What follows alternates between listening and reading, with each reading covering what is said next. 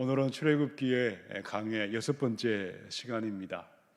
제목을 따로 붙여두지 않았는데 제목은 신앙생활의 오리엔테이션 이렇게 붙여보았습니다. 오리엔테이션이 무엇입니까? 오리엔테이션은 신입사원들이 회사에 들어갈 때에 적응하는 훈련들이죠. 그 회사의 문화에 잘 적응할 수 있도록 그렇게 이미 들어온 경력 사원들이 안내하고 그들을 준비시키는 훈련이 오리엔테이션입니다. 대학생들도 마찬가지죠. 대학에 합격하고 바로 들어가는 것이 아니라 오리엔테이션을 가지게 됩니다. 예전에 온누리교회에 제가 이렇게 횟수로 따지니까 꽤 오래되었는데 입사라면 입사인데 들어갔을 때에 7주 동안 훈련을 받았습니다. 그러면 신입사원 새로운 목회자가 오셔서 그때 우리 여러 목사님들이 새벽마다 같이 일어나서 합숙을 하면서 7주간의 훈련을 받은 다음에야 바로 우리가 교회에 여러 사역들을 하게 되었습니다. 오리엔테이션을 어떻게 하느냐에 따라서 그 조직에 얼만큼 잘 적응할 수 있느냐가 결정이 되기 때문입니다. 우리 자연교회도 마찬가지입니다. 우리 교회에 새가족이 오시면 처음부터 정식으로 예배는 들어올 수 있겠지만 교인으로 등록하지 않습니다. 4주간의 새가족 교육을 다 마친 다음에 최소한 화장실은 어디 있는지, 식당은 어디 있는지, 또 예배는 어떻게 드려지는지부터 시작해서 신앙생활의 ABCD를 다 알고 있지만 오리엔테이션을 통해서 우리의 신앙의 안내를 드리는 것입니다. 그러면 우리 모두는 교회를 처음 다닐 때에 지금은 익숙해져 있었지만 그때의 지난날의 신앙의 초급반 때를 기억해 보시기 바랍니다. 그것이 바로 오늘 이스라엘의 모습이었다는 거죠. 6월절의 그 밤에 우리가 출애굽기 12장에서 피바름을 통해서 애굽에 종살이하던 그 백성들이 하나님의 자녀가 되었어요. 보혈의 핏부림으로 말미암아 그들은 구원받은 다음에 새로운 삶을 시작할 때에 그들에게 하나님은 홍해로 인도하시고 광야로 인도하시고 시내산으로 인도하시기 직전에 13장에 와서 홍해바다 앞에서 갓 건너가기 전에 무교절을 말씀하시면서 그들에게 신앙의 오리엔테이션을 하셨다. 그래서 오늘 출애굽기 13장의 제목은 믿음 생활의 오리엔테이션이다. 그래서 애굽에 살았던 그들은 애굽의 문화와 바로의 법 아래서 살았습니다.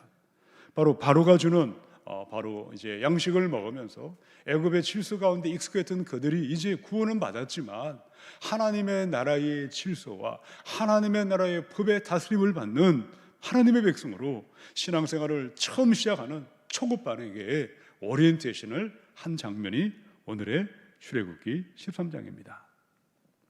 자, 그러면 그들은 애굽에 살 때와 애굽에서 6월절의 피바름으로 구원받은 다음에 그들은 어떻게 변했을까요? 그들은 신분이 변했습니다.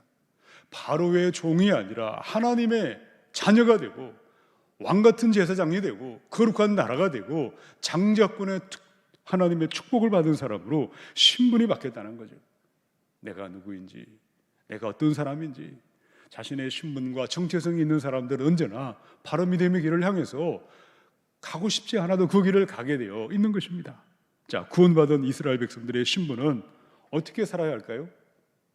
다르게 말하면 이제는 거룩하게 살고 이제는 성결하게 살기로 결단한 사람들, 애굽에 살았던 삶과는 다르게 살기로, 거룩하게 살기로, 성결하게 살기로 결단하며 그들은 바로 애굽을 나왔던 것입니다. 자, 그런데 그들이 애굽에서 나왔을 때에 하나님이 그들을 어디로 인도하셨나? 오늘 읽었던 본문이죠. 출애굽기 13장의 17절, 18절에 보면 하나님이 그 백성을 어디로 인도하셨을까? 바로가 백성을 보낸 후에 블레셋 사람의 땅의 길은 가까울지라도, 이것은 어느 길이죠? 이스라엘을 우리가 가려면 숫곳을 출발해서 3가지의 길이 있었어요.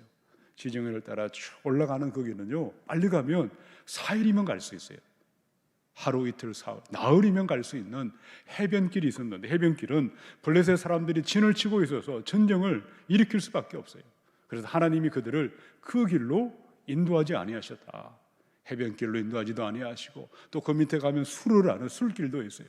그 길도 빠른 길이지만 그 길로도 인도하지 아니하셨다. 이는 하나님이 말씀하시기를 이 백성이 전쟁을 하게 되면 마음을 돌이켜서 다시 애굽으로 돌아갈까 하였습니다. 자, 18절 어떻게 인도하셨죠? 그러므로 하나님이 홍해의 무슨 길이죠? 광야길로 쫙 돌고 돌아서 홍해의 광야길로 돌려서 백성을 인도하심에 이스라엘 백성이 애굽에서 대를 지어 나왔다라고 말씀하고 있습니다. 하나님은 그들을 향해서 하나님의 군대라고 말했지만 아직 전쟁을 준비할 어떤 준비도 되어 있지 않았어요. 그들은 전쟁을 보면 아이고 잘못 왔다, 그리고 다시 애굽으로 돌아갈까 봐 하나님은 바로 수르길도 아니고 해변길도 아니고 하나님은 힘들고 어려운 길이지만 어느 길로 인도하셨죠? 홍해의 광야길로 인도하셨다. 여러분, 이스라엘 백성들이 구원받은 다음에 홍해의 광야길로 간 것은 그들이 선택한 것일까요? 아니면 하나님이 인도하셨을까요? 하나님이 계획하시고 하나님이 섭리하시고 하나님이 인도하신 줄로 믿으시기 바랍니다. 그들 인도하던 천사가 잠깐 졸다가 이 길이 아니네 하면서 간 것이 아니라는 거죠. 하나님이 의도적으로 하나님이 계획하셔서 하나님의 섭리 가운데에 힘들고 고단한 길을 인도하셨는데, 그런데 그 길은 어떤 길이죠?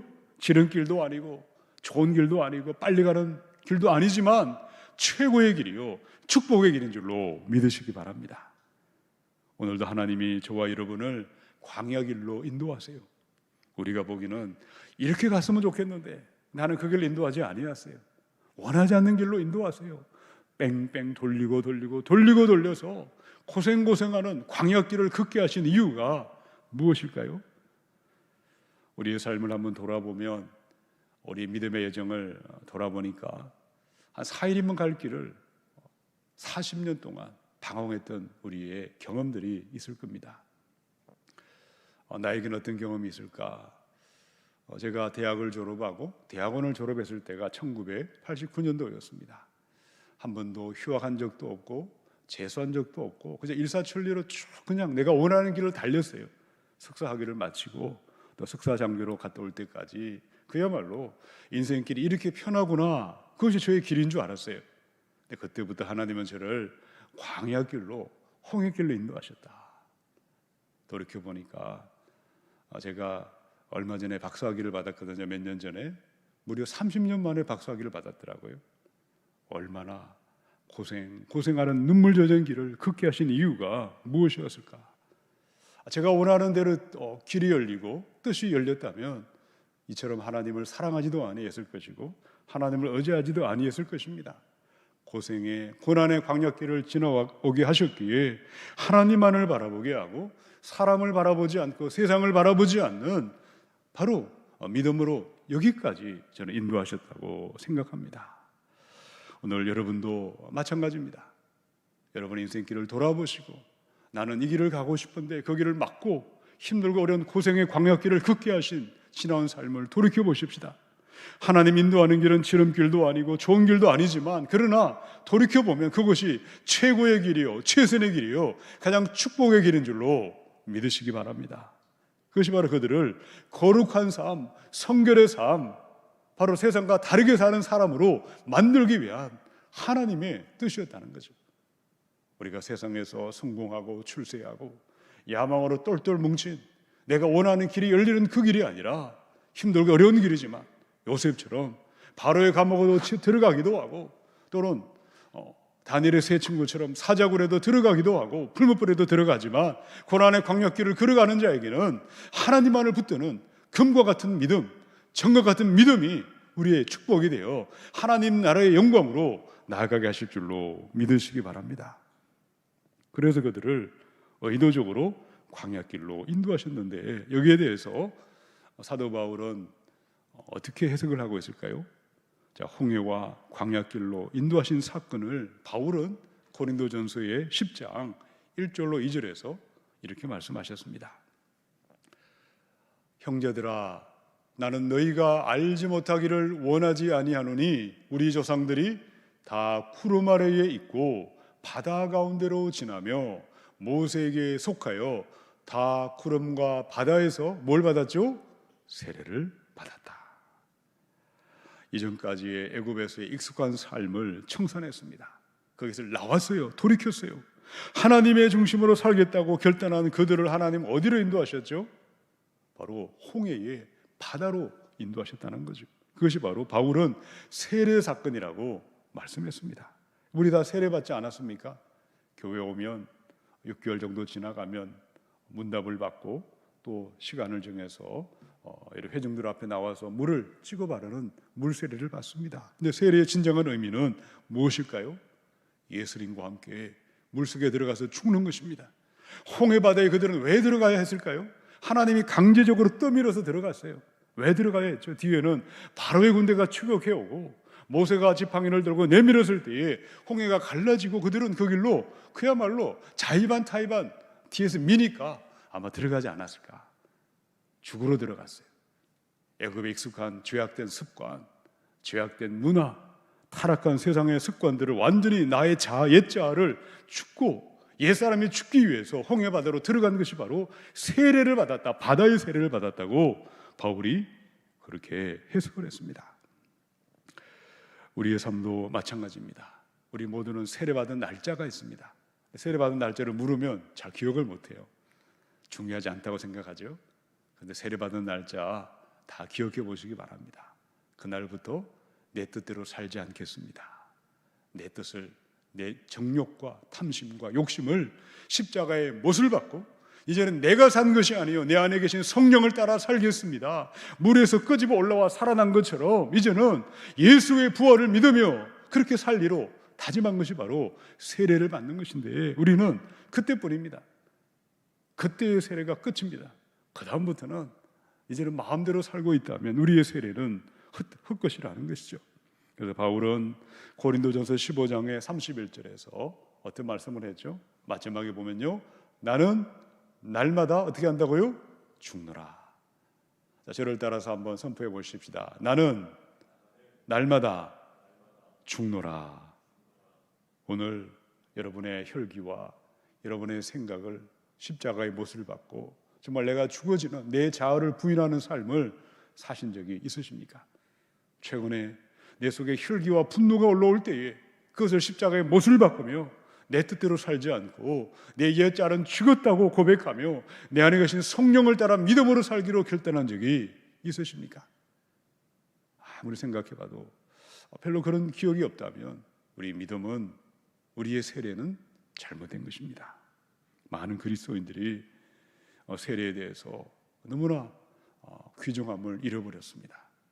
여러분, 우리 모두는 교회 안에 여러 직분이 있지만 하나의 공통점이 있습니다. 우리 모두는 세례받은 세례교인이요, 입교교인입니다. 우리 언젠가 한 번은 옛사람이 죽었고 새롭게 살기로 결단하며 이 교회의 멤버가 되어 교인이 되어 이곳에 모여서 예배하는 것입니다. 옛자아를 우리가 날마다 십자가에 못 박지 아니할 때에 우리에게 거룩하게 살고 다르게 살고 하나님의 자녀답게 사는 삶은 결단코 찾아오지 않습니다. 내가 누구인지를 기억하시기 바랍니다. 마귀의 종이 아닙니다. 나는 예수의 보혈의 피 뿌림으로 말미암아 구원받은 하나님의 자녀가 되었습니다. 나는 하나님의 것입니다.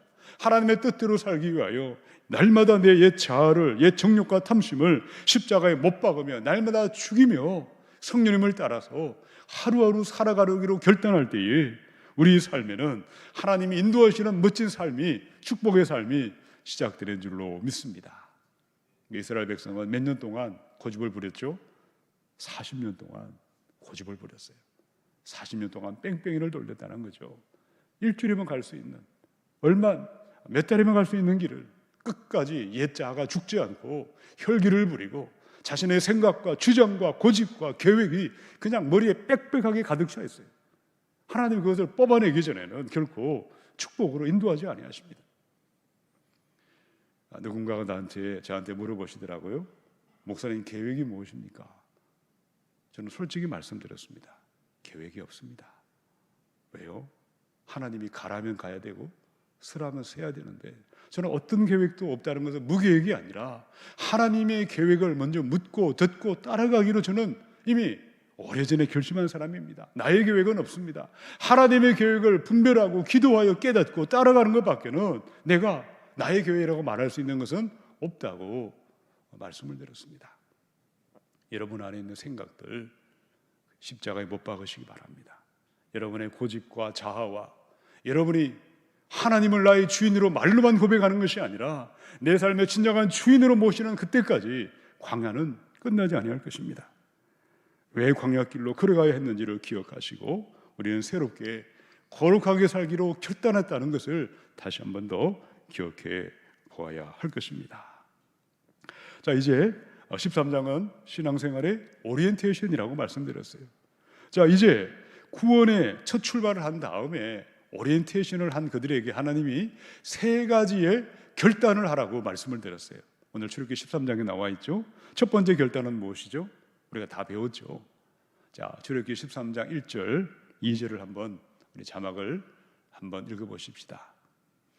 여호와께서 모세에게 일러 이르시되 이스라엘 자손 중에서 사람이나 짐승을 막론하고 태에서 처음 난 모든 것은 다 거룩히 구별하여 내게 돌리라. 이는 내 것이니라 하시니라. 바로 성부 하나님을 향하여 가장 첫 것, 초태생 어뜸을 드려라. 가장 중요한 것을 하나님께 드리라 라고 말씀했습니다. 시간과 물질과 나의 모든 삶에 처음 어뜸을 드리는 삶을 우리는 살아야 하는 것입니다.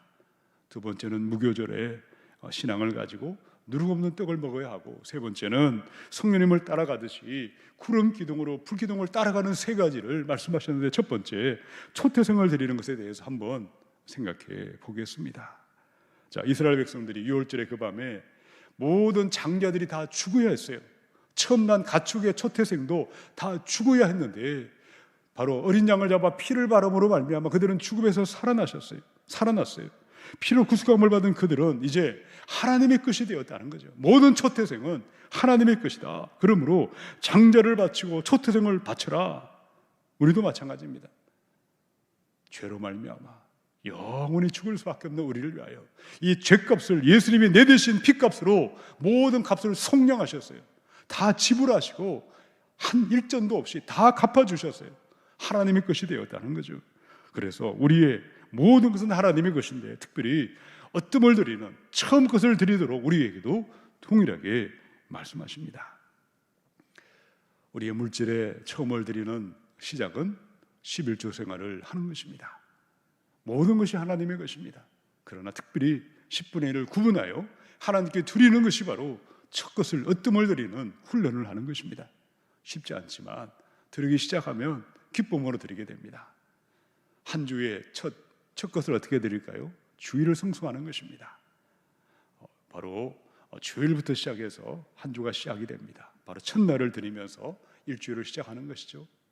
하루하루에 오늘 4월 15일의 첫 시간을 드린다는 것은 새벽에 무릎을 꿇고 기도하며 새벽 제단에 나아가 기도할 때에 우리의 첫 시간을 하나님께 어뜸을 드리는 바로 훈련을 하게 되는 것입니다. 성경은 초태생을 드린 자들, 어뜸을 드린 자들에게 너희의 생명을 보장하고 어뜸으로 내가 너를 여기겠다고 말씀하셨어요. 우리 사무엘상의 2장 30절 말씀을 한번 읽어보십시다. 그러므로 이스라엘의 하나님 나 여호와가 말하노라. 내가 전에 내 집과 내 조상의 집이 내 앞에 영원히 행하리라 하였으나 이제 나 여호와가 말하노니 결단코 그렇게 하지 아니하리라. 나를 존중히 여기는 자를 내가 존중히 여기고 나를 멸시하는 자를 내가 경멸하리라. 누구한테 한 말씀이죠? 엘리 제사장에게 소년 사무엘을 통해서 말씀하신 것입니다. 엘리의 두 아들, 그야말로 그 당시 이스라엘의 최고의 가문이었어요. 그들은 온갖 죄악을 범하면서 성전에 악행을 자행했어요. 하나님을 멸시하는 자, 하나님을 경멸히 여기는 자를 내가 경멸하리라. 그들 하루 한 날 바로 죽임을 당해서 하나님이 그들을 진노하시고 심판하셨습니다. 하나님을 가장 존귀하게 여겼던 사무엘을 높이셔서 사무엘을 통하여 이스라엘의 영적인 부흥을 가져오신 것입니다. 그래서 나를 존중히 여기는 사람, 어뜸을 드리고 가장 귀한 것을 드리는 자를, 나도 그를 그렇게 생각하고 나를 함부로 대하고 나를 멸시하는 자를 내가 그도 멸시하겠다고 하나님이 말씀하신 것입니다. 우리 하나님을 우리 삶에 어뜸으로 드리고 있는지 돌아보십시다. 내 삶에 어뜸으로 드리고 최고의 자리, 최상의 자리 하나님을 모시는 시작은 무엇일까요? 예배하는 것에 있습니다. 예배하는 그분의 자세와 태도를 보면 그분이 하나님께 어뜸을 드리고 있는지, 아니면 그저 해치우기식으로 예배하고 있는지를 우리는 알 수가 있지 않겠습니까? 여러분, 구약에 하나님께 최고의 예배를 드렸던 사람은 누구일까요? 100세에 얻은 아들 독자 이삭을 아끼지 않고 모리아 산에서 번제로 하나님께 바치려고 했던 아브라함의 그 아름다운 마음, 아브라함만큼 하나님께 온전히 예배하며 최상의 것으로 최고의 자리에 어뜸을 드렸던 사람은 없었습니다. 그를 높이고 높이셔서 아브라함의 후손을 통하여 예수 그리스도가 오게 하신 것입니다. 신약 성경에는 누가 어뜸을 드렸죠? 기억나는 사람이 있습니까? 바로 옥합을 깨뜨린 여인이었습니다. 그 귀한 옥합을 깨뜨려서 예수님의 아낌없이 부어드렸던 그 여인, 최고의 예배자였습니다. 우리의 예배는 어떻게 드리고 있는지를 돌이켜 보십시다.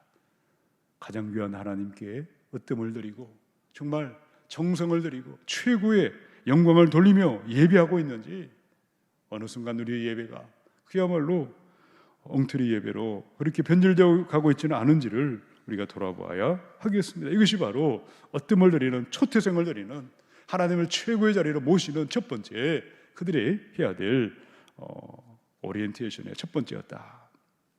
두 번째는 무엇이죠? 두 번째는 출애굽기 13장의 3절, 모세가 백성에게 이르되 너희는 애굽 곧 종되었던 집에서 나온 그 날을 기념하여 유교병을 먹지 말라.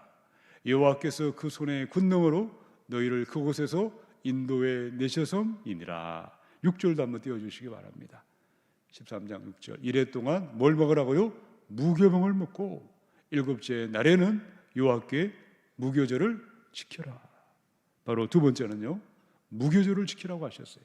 첫 번째는 어뜸을 드려라, 초태생을 드려라. 그것이 바로 신앙생활의 오리엔테이션이라고 세 가지 교육을 하듯이 어뜸을 드리세요. 두 번째는 무교절을 지키도록 했어요. 누룩이 있는 떡, 누룩은 바로 죄악을 상징합니다. 이제 예수를 믿고 믿음의 생활을 시작했다면 죄를 쳐다보지도 말고 죄로 돌아가지도 말고 죄가 없는, 누룩이 없는 거룩한 바로 삶을 살도록 무교병을 먹도록 말씀하신 것입니다. 많은 그리스도인들이 세탁소 신앙을 머물러 있습니다.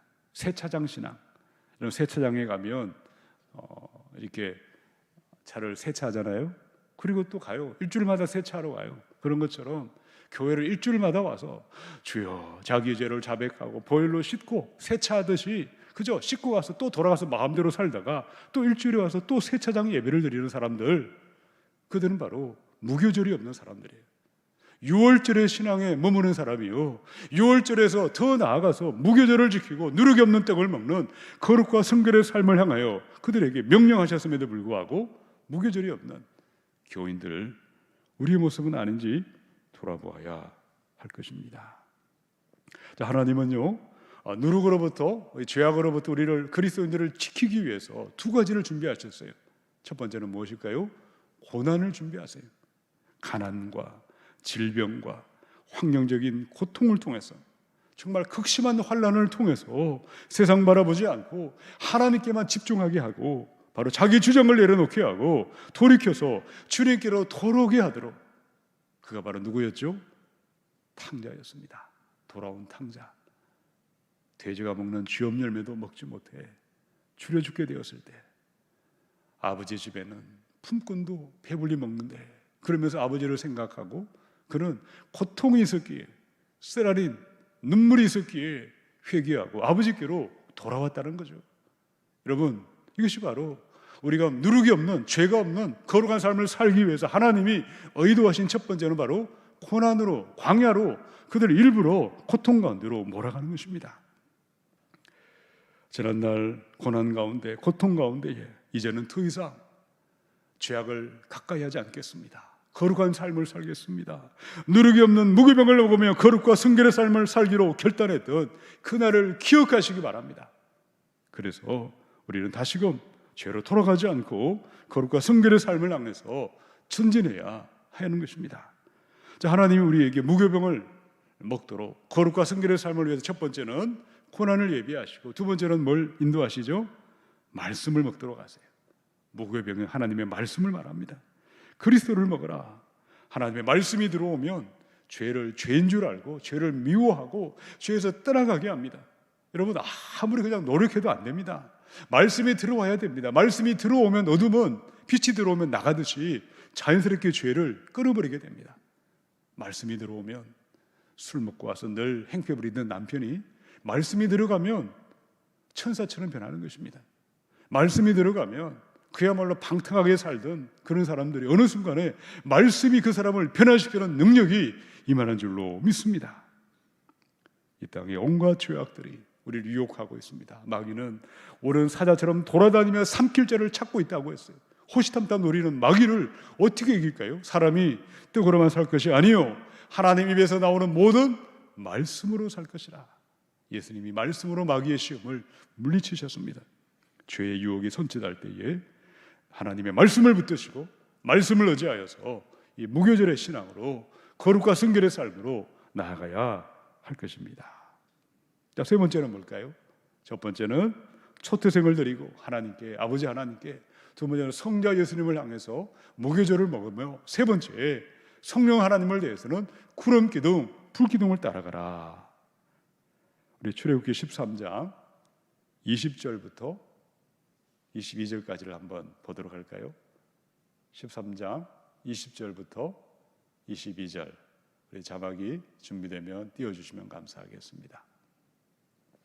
자, 우리 함께 읽어보도록 하겠습니다. 출애굽기 13장 20절에서 22절, 제가 미리 자막을 주지 않았는데요, 같이 읽어보십시다. 13장 20절. 그들이 숫곳을 떠나서 광야 끝 에담의 장막을 치니 여호와께서 그들 앞에서 가시며 낮에는 구름 기둥으로 그들의 길을 인도하시고 밤에는 불 기둥을 그들에게 비추사 낮이나 밤이나 진행하게 하시니 낮에는 구름 기둥, 밤에는 불 기둥이 백성 앞에서 떠나지 아니하니라. 아멘. 이스라엘이 애굽을 떠났을 때에 어떻게 그들을 인도하셨을까요? 하나님은 내비게이션을 주셔서 뭐 이렇게 가라 저렇게 가라 한 것이 아니고 성령님의 내비게이션이 있었어요. 바로 낮에는 그 찌는 듯한 더위를 막아주는 하늘에 구름이 차양벽처럼 쳐져 있었고요, 밤에는 그 구름 사이에 불이 있어가지고 구름 기둥으로 불 기둥으로 인도함을 받았다는 거죠. 주인이 바뀌었기 때문에 우리 하나님의 영 성령님이 주인 되셔서 낮에는 구름으로 밤에는 불 기둥으로 인도하시고 보호해 주셨던 것입니다. 그래서 우리는 신앙생활의 오리엔테이션의 세 번째는요, 불기둥, 구름기둥은 성령님을 상징합니다. 성령님의 인도함을 따라갈 때에 우리는 성화의 삶을 향해서 멋진 하나님의 자녀로 나타나게 될 줄로 믿습니다. 신명기 8장의 2절을 이렇게 말씀해 주셨습니다. 네 하나님 여호와께서 이 40년 동안에 내게 무슨 길이죠? 광야 길을 걷게 하신 것을 어떻게 하라고요? 기억하라. 이는 너를 낮추시며 너를 시험하사 내 마음이 어떠한지 그 명령을 지키는지 지키지 않는지 알려 하심이라. 하나님께서 광야 길로 인도하심을 어떻게 하라고요? 기억하라고 말씀했습니다. 광야 길을 인도하신 분은 누구시죠? 성령님이세요. 하나님의 영 성령께서 구름 기둥으로 불 기둥으로 그들을 해변길도 아니고 수르길도 아니고 가장 빙빙 돌아가는 광야길로, 호생길로, 홍해길로 인도해 주셨습니다. 그런데 그 길은 가장 좋은 길이었어요. 최고의 길이고 축복의 길이었습니다. 여러분은 한 주간을 살아가면서 또 믿음 생활할 때에 성령님의 인도함을 어떻게 받으십니까? 구체적으로 나는 어떻게 성령 인도함을 받고 있다, 한번 생각해 보시기 바랍니다. 첫 번째는 어떻게 인도함을 받을 수 있죠? 성령 언제나 말씀을 통해서 인도하세요. 아침마다 일어나셔서 큐티책을 펴시고 그날 그날의 말씀을 받을 때에 주의 말씀이 내 발의 등이요 내 길의 빛이 되어서 우리를 바른 길로 인도하십니다. 하나님은 말씀하시는 분이십니다. 자, 첫 번째는 말씀을 통해서 인도함을 받는 것이죠. 자, 두 번째는 어떻게 인도할까요? 우리는 공동체를 통해서 인도함을 받습니다. 나 혼자 독불신앙을 가지는 것이 아니라 구역원들과 함께 모여서 소그룹을 통해서 서로의 고민을 나눌 때에 저분도 저런 고민을 하고 있구나. 서로가 서로를 세워주는 공동체의 안에 거할 때에 우리는 거기서 인도함을 받게 되는 것입니다. 세 번째는요, 하나님께 물어보시기 바랍니다. 예수님이라면 이런 상황에서 어떻게 하실까? 한번 기도해 보시고 물어보실 때에 우리 주님께서 우리에게 말씀해 주세요. 자, 네 번째는 어떻게 하면 될까요? 우리가 항상 하는 습관적인 기도, 새벽 제단의 기도, 늘 하는 기도 가운데에 하나님께 묻고 하나님 뜻을 분별하고 선택했을 때에 내 마음에 하나님의 뜻일 때는요, 선택한 거기에 평강이 임합니다. 평강은 기도 응답의 첫 시작이거든요. 근데 기도하고 선택을 했는데도 평안이 없어요. 두려움이 떠나가지 않아요. 계속해서 있다면 그것은 하나님의 뜻이 아닐 가능성이 너무도 많다. 첫 번째는 말씀의 인도함을 받고, 두 번째는 공동체 안에 거하고, 세 번째는 예수님이라면 어떠하실까 물어보시고, 네 번째는 기도 생활을 통해서 하나님께 묻고 바로 평안이 오는 것이다. 자, 마지막에 우리가 다섯 번째에 성령의 인도함을 받는 구체적인 방법은 영적인 멘토들을 가까이 하시고 그분들을 찾아가시기 바랍니다. 목사님일 수도 있고요, 우리 교회의 여러 중직들을 여러분이 잘 아시는 분들 계시잖아요. 내가 이 교회에 처음 왔을 때에 나를 지도해 주셨던 분들, 그분들에게 찾아가셔서 조언을 구하시기 바랍니다. 영적인 멘토들은 이미 우리가 지나왔던 시행착오를 다 통과하신 분들이시거든요. 그래서 그들이 기도하고 그들이 조언을 듣고 나아갈 때에 우리는 성령의 인도함을 받듯이 구름 기둥으로 불 기둥을 따라서 가나안을 향해서 전진할 수가 있는 것입니다. 그럼에도 여전히 교회 안에는, 이 세상 안에는 세 종류의 사람들이 있죠. 바로 불신자들, 인간 본성 그대로 살아가는 사람도 있고요. 두 번째는 믿기는 믿는데 여전히 옛사람의 본성을 버리지 못하고 육신을 쫓아가는 바로 교인들이 있어요. 세 번째는 성령을 따라가는 사람들. 로마서 8장의 19절이라든지 8장의 14절, 하나님의 영, 성령이 없으면 그리스도의 사람이 아니다라고 분명하게 말씀하셨어요. 육신을 쫓는 자는 육신의 일을 생각하고, 성령을 쫓는 자는 성령의 일을 생각하나니 육신의 생각은 사망이고 성령의 생각은 생명과 평안이라고 하셨어요. 오늘 성령을 따라서 한 걸음 한 걸음 나아갈 때에 바로 저와 여러분을 통해서 하나님이 우리의 멋진 미래의 믿음의 삶의 축복을 예비하신 줄로 믿습니다. 이제 말씀을 마무리하도록 하겠습니다. 그래서 오늘 특별히 그들이 6월절에 규례를 또 하나님 어떻게 하라 하셨죠? 출애굽기 13장의 10절을 한번 보겠습니다. 해마다 절기가 되면 이 규례를 어떻게 하라고요? 지킬지니라. 매년 지키도록 했습니다. 6월절 그들은 해마다 지키도록 했는데 이스라엘 백성들은 지키지 않았습니다. 우리도 부활절을 지키고 추수감사절을 지키고 성탄절을 지키고 해마다 절기를 지키는 이유가 어디에 있을까요? 인간들은 얼마나 받은 은혜도 잊어버리고 하나님의 그 놀라운 구속의 은혜도 돌아서면 잊어버리는 것이 인간들의 우리의 본성입니다. 그래서 우리 망각에 그런 일이 일어나지 않도록, 은혜를 잊어버리지 않도록 그들을 잘 알았기 때문에 내가 누구인지를 기억하고 기념하도록, 늘 그것을 회상하고 회고하도록, 돌이키도록 그들에게 해마다 지키도록 말씀했습니다. 우리 교회도 21세기에 6월절을 지키는 것은 무엇입니까? 고난주간을 정말 기도하며 보내는 것이고, 또 사순절을 보낸 다음에 이 기쁨의 부활절을 우리 주님 안에서 정말 하나님의 부활의 복음을 전할 때에 우리는 바로 오늘의 바른 절기들을 기억하고 기념하는 것입니다. 그러나 그때도 규례를 지키지 못하는 사람들이 있었죠.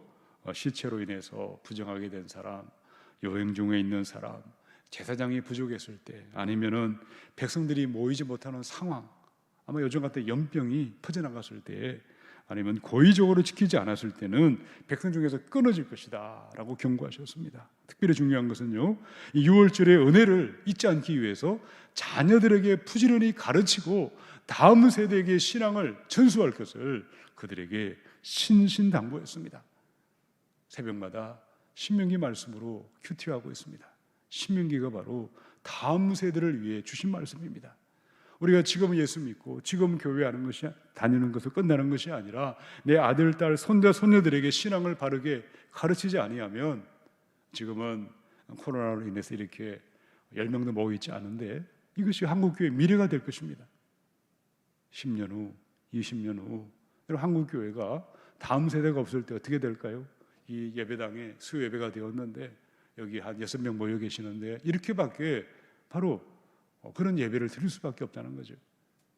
유럽에 있는 교회들, 그런 이미 역사가 오래된 많은 교회들이 그런 길을 걸어가고 있고 한국 교회도 그 길을 걸어가게 되어 있습니다.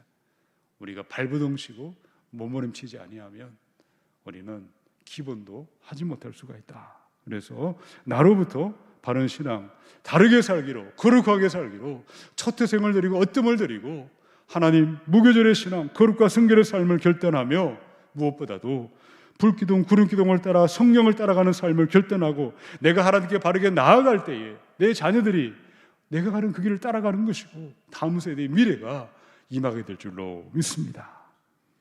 이것이 바로 실행생활의 오리엔테이션입니다. 여러분, 믿으신 지 얼마나 되셨습니까? 나는 이 교회 온 지 40년이 되었고 50년이 되었고 연수를 자랑하는 것이 무슨 소용이 있습니까? 차라리 오리엔테이션을 다시 시작하고 새롭게 하나님의 나라를 향하여 이제 마음을 결단하고 출발할 때에 하나님의 놀라운 축복은 이제라도 시작되는 줄로 믿습니다. 오늘 이 은혜가 오늘 출애굽기 강에 함께하는 모든 교우들에게 임하시고 특히 우리 자녀 다음 세대들에게, 손자 손녀들에게 바른 신앙을 지금부터라도 가르치고 전수하여서 우리 하나님 나라의 기쁨으로 그 날을 맞이할 수 있기를 우리 주님의 이름으로 축원합니다. 함께 이 시간 기도하겠습니다.